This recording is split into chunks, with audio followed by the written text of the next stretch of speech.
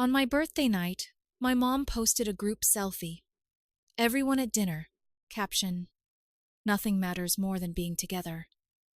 Hours before, she had texted, "We're too busy to celebrate." I stayed silent. Then I received a request on Venmo, $1,300 for a restaurant. Without thinking twice, I sent a shocking gift. I turned 30 this year. 30? That number is supposed to mean something, right? A milestone? A checkpoint? But when I woke up on the morning of my birthday, the only ping I got was from the family group chat. "Congratulations!" No emojis, no name, no follow-up, just a gray bubble from my mother's number, swallowed up instantly by my sister's usual chaos. One sending names about her new puppy chewing up the couch. Another dropping a video of her toddler smashing blueberries with a wooden spoon. Not a single person said the words, "Happy birthday, Jeff." That morning, I let it go. I told myself, it's fine. People are busy. Maybe they were planning something. Maybe they just forgot, which somehow felt less awful than them not caring. Around noon, I texted my mom. Me. "Hey, any plans tonight? Just wondering." It took her an hour and a half to respond. "Mom, we're too busy to celebrate, honey. We'll do something later this month." No explanation, no apology, just like that.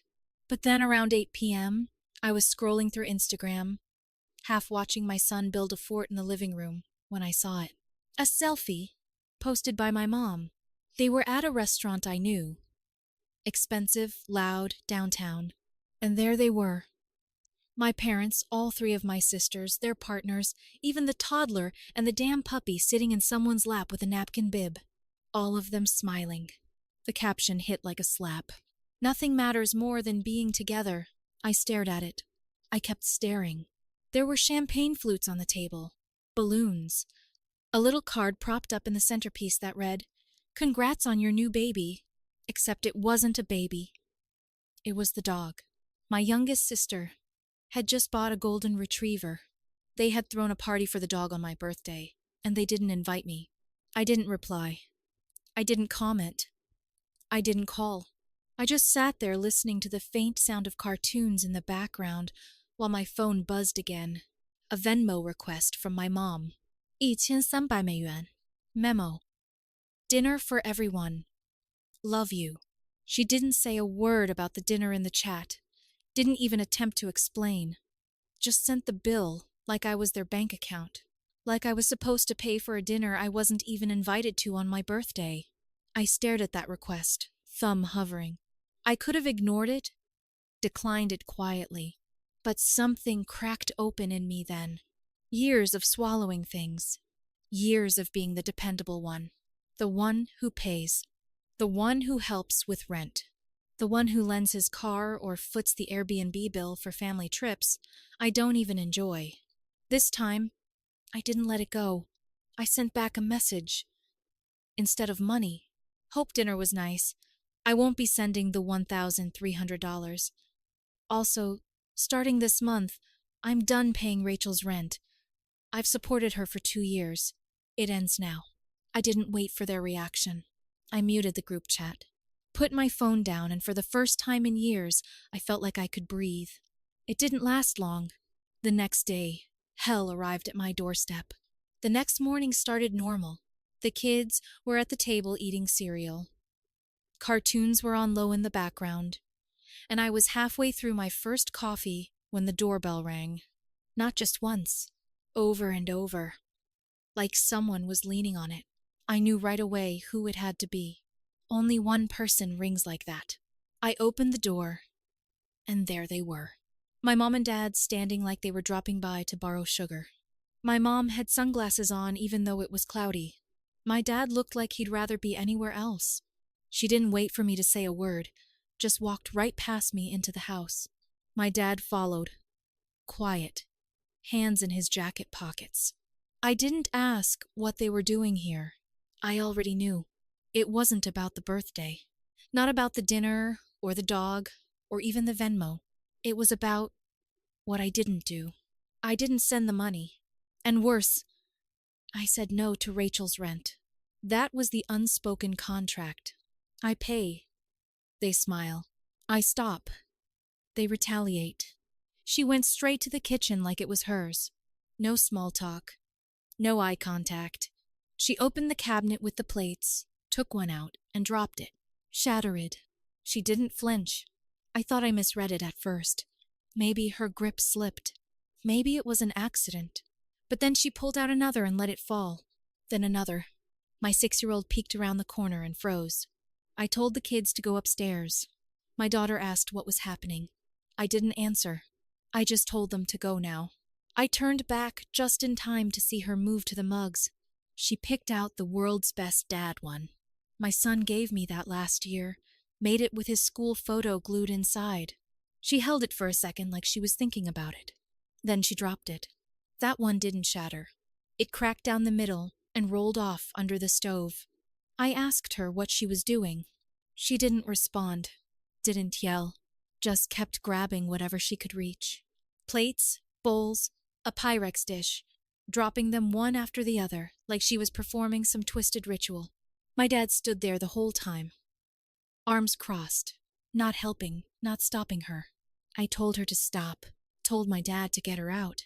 He shrugged, like he wasn't part of this, like he hadn't co-signed every time they lean on me financially for years, like they hadn't spent my 20s turning me into the family's backup wallet. I wasn't going to scream in front of my kids, but I pulled out my phone, told them if they didn't leave in the next 30 seconds, I'd call the police. That's when something shifted. Min mom froze. My dad finally stepped in.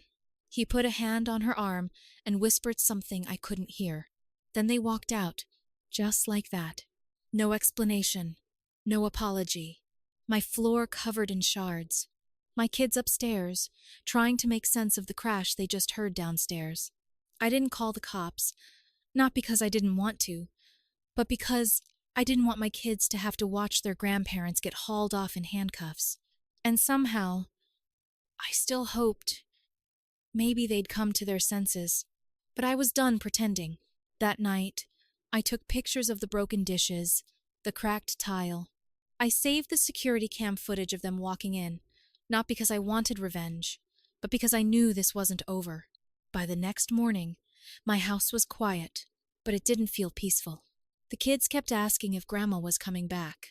I told them no, and left it at that. I wasn't going to explain to a 6-year-old and a 4-year-old why their grandparents had come into our house and destroyed our dishes like maniacs. I took the trash out, dumped the last of the broken plates, and checked my phone. 15 missed calls, 7 voicemails, 3 texts from unknown numbers, and 1 new message in the family group chat. It was from Megan, my oldest sister. All it said was, "You're unbelievable." Nothing else. No context. No question. Just judgment. A few minutes later, I got a call from Aunt Lydia. I didn't answer, but she left a voicemail. Her tone was calm, but I could tell she was trying hard to stay neutral.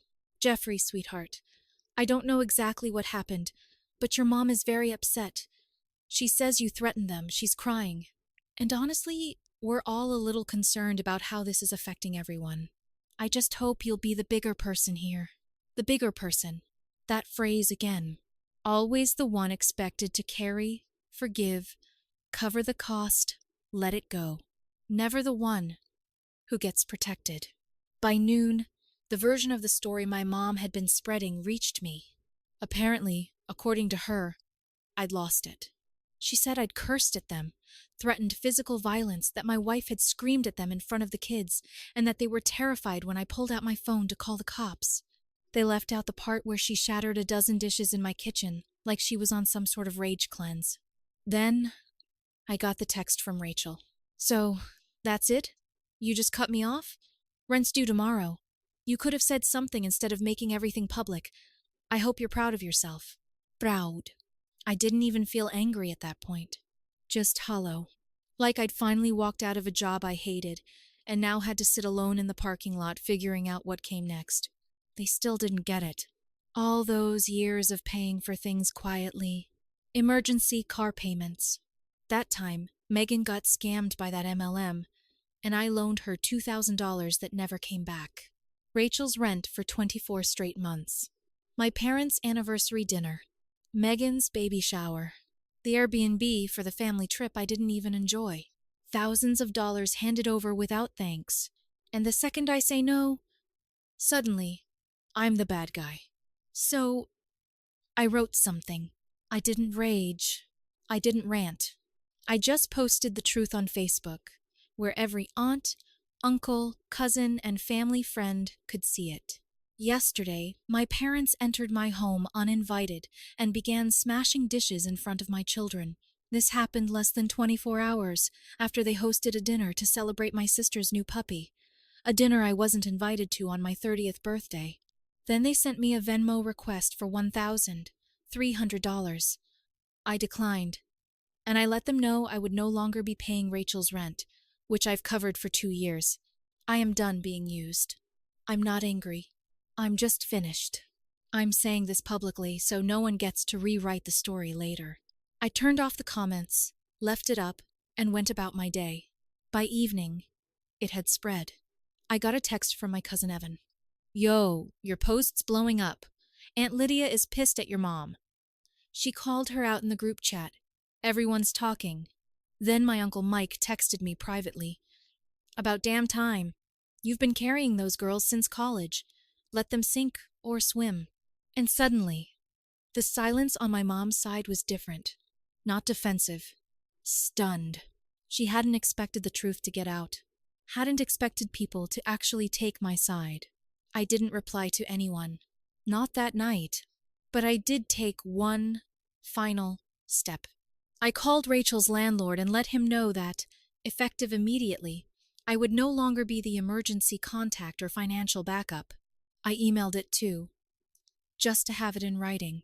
If she needed help, she'd have to ask someone else. The next day, the retaliation got worse. I thought the worst had already happened. I thought smashing dishes in front of my kids was as low as it could go. But I was wrong. I underestimated what happens when selfish people lose control of the one they'd been using.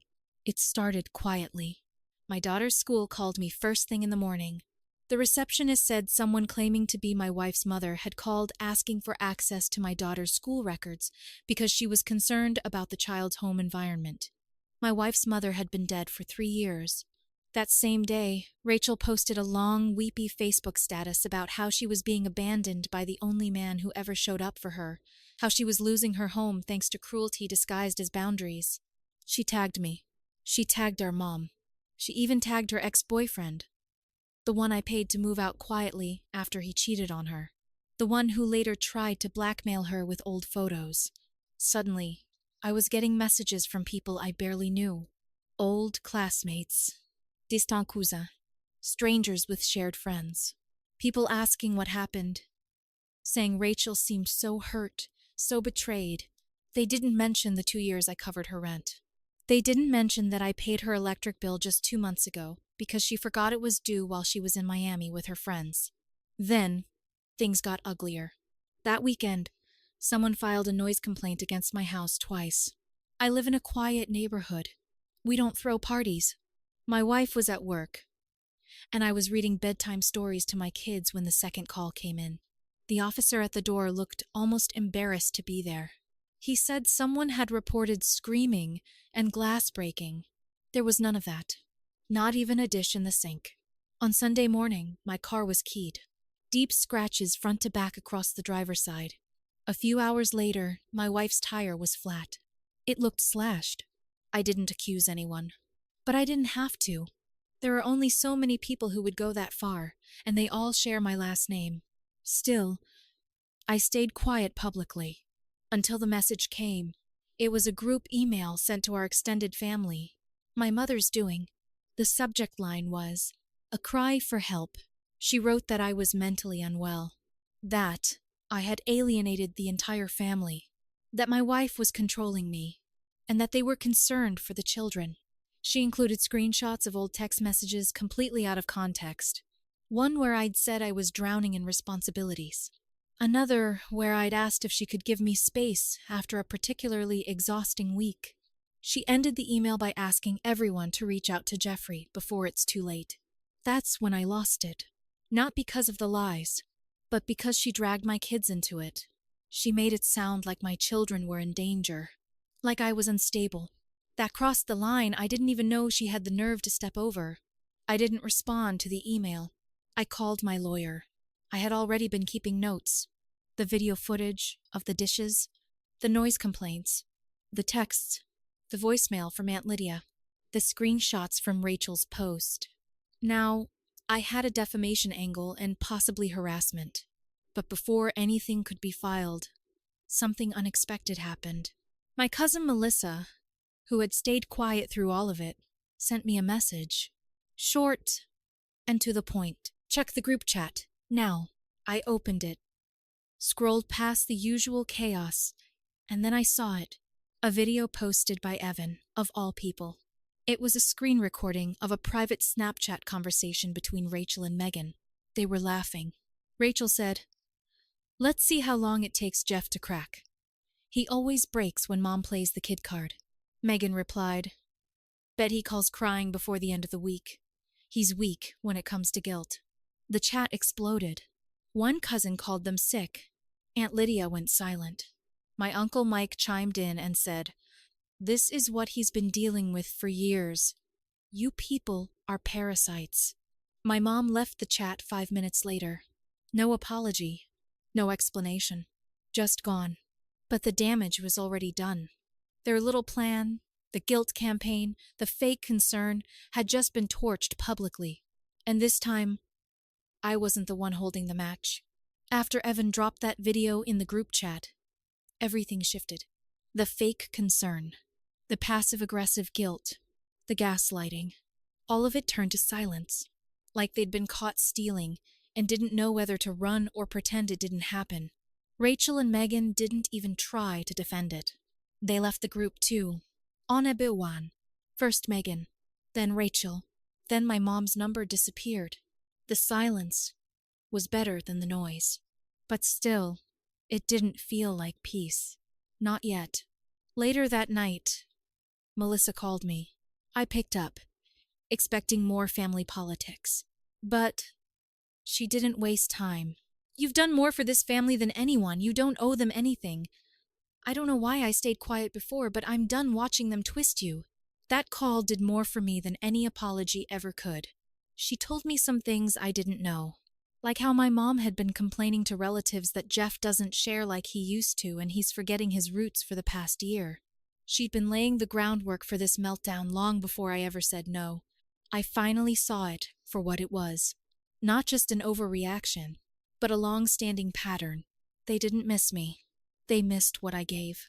My money, my time, my ability to fix things when they broke their lives again. So, I started cutting cords. First, I closed the shared family Hulu account they'd all been using under my name. Then the Netflix, the Amazon Prime. I changed all the passwords and removed every email I didn't recognize. Then I went further. I called the family lawyer, the one who'd helped my parents with estate stuff over the years. Told him to take my name off anything connected to them, financially, medically, legally. If anything happened to them, it was their daughter's turn to step up. He didn't argue, just said he understood, which made me wonder what he had heard. Next, I updated my will, set up a trust for my kids, named my wife's brother as the emergency guardian in case anything ever happened to us. I left nothing to my parents or my sisters, not out of spite, out of clarity. I no longer considered them part of my life, but I wasn't done yet. I went back to the Facebook post, the one where I told the truth, and I added one sentence. "If you've ever benefited from my silence, that era is over." I left the comments open this time, and they poured in. Old friends, extended family, people who'd heard bits and pieces over the years but never knew the full picture. They all backed me. Some even told me things I never knew. How my mom had badmouthed my wife at a family baby shower. How Megan once bragged that I'd pay for anything if she just acted helpless enough. It was all coming into the light. A week passed, then another, and for the first time in my adult life, I wasn't fielding last-minute emergency money requests. No, can you just cover this one thing? Texts. No guilt. No manipulation. Just quiet. But it didn't stay that way. 3 weeks later, I got a knock at the door. Not a stranger. Not the police. It was my dad. And he didn't come alone. I opened the door and saw my dad standing there with Megan and Rachel behind him. No, Mom. That was the first surprise. He didn't say anything right away. Just stood there, like he was waiting for me to guess why they came. Rachel was in sunglasses, arms crossed like she was guarding herself from the weather, the truth, or both. Megan looked like she'd been crying, but I didn't trust it. She could cry on cue since we were kids. I didn't invite them in. My dad finally spoke. We need to talk. I stepped outside, shut the door behind me. The kids were playing inside. I wasn't letting that circus back into their space. Rachel started first. No apology, just a statement. We're losing the apartment. Not I. Way, like I was still part of the team. Megan jumped in next. We know we screwed up, okay? But we're still family. You can't just leave us hanging. I didn't say anything. I just waited. There was more. There always was. My dad sighed, like he was carrying the weight of the world. He wasn't. That had been me for years. Your mother's not speaking to anyone. She's unraveling. Your post embarrassed her.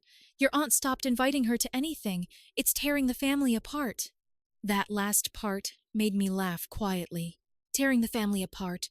What family? The one where no one remembered my birthday? The one where my children watched their grandmother's shattered dishes?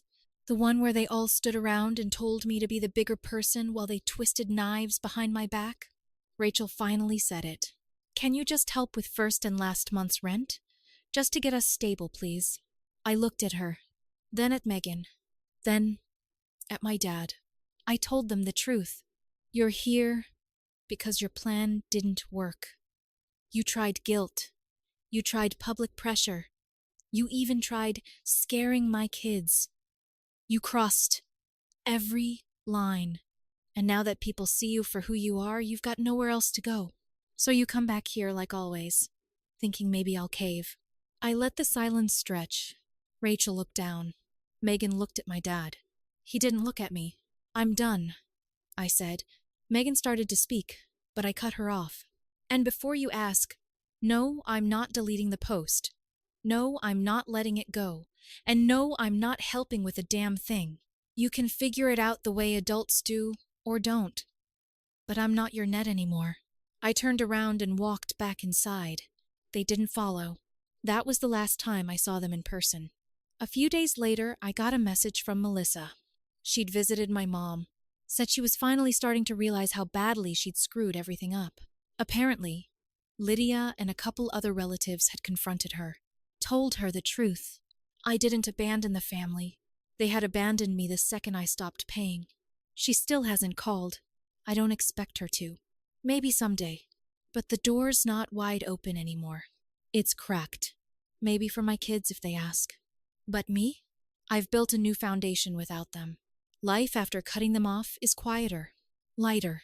There's no dramatic texts. No surprise Venmo requests. No dishes shattering on my floor. Just dinner with my kids. Real birthdays. Honest peace. And I'll take that over being the dependable one any day.